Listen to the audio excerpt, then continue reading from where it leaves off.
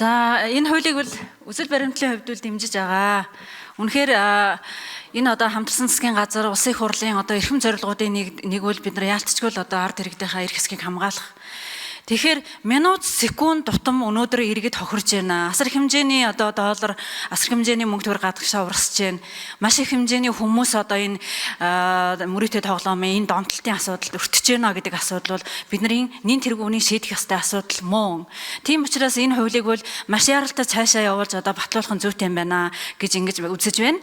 За дээрэс нь мэдээж одоо улсын хурлын гишүүд бол эрх үүргийнхаа хүрээнд маш олон одоо зөв зөвтэй саналуудыг одоо хэлж байна. Тэгэхээр энийг одоо ингээд тусгаад энэ хуулийг бол маш яралтай батлахгүй бол минут секундээр хэдэн мянган доллараар ард иргэд хохирж байгаа асуудлыг бол зайлшгүй шийдэх хэрэгтэй юм байна. Тэрнээс бид нар одоо маш олон одоо саад дутгууруудыг яриад энийг хойшоо тавиалах юм бол иргэд хохироод байх юм байна гэдгийг хүн болгон ингэж ойлгож байна.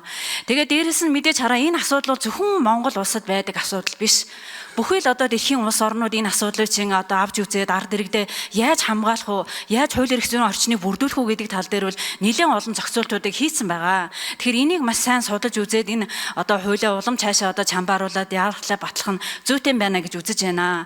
За би одоо хэдхэн жилийн өмнө жишээ нь ингээл Монгол улсад нэг найз руугаа одоо 2 сая төгрөг сэлжүүлээл тэгээд тэр нь болохоор бас л залилан байсан. Банкн дээр очсон, ерөөсө тэр мөнгийг харсаар байгаад за тэр нэг кибер гэмт хэрэгтэй тэмцэх хилцээр нь очсон. Ямар ч үйлдэл хийх боломжгүй юм бэлээ. Бүр гайхалтай.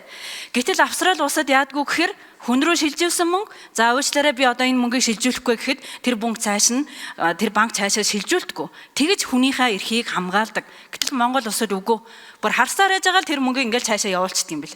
Тэгээ цаашаа бүр яаж тэгэхээр энэ бол одоо иргэдээ хамгаалах маш зөв зөвтэй хууль орж ирж байгаа юм байна. Тэгээ энийг цааш нь улам одоо хуулийг өргөн барьсан хүмүүс улсын хурлын гишүүдтэйгээ хамтраад улам чамбааруулаад яаралтай батлах нь зүйтэй байна гэсэн байр суурьтай байна.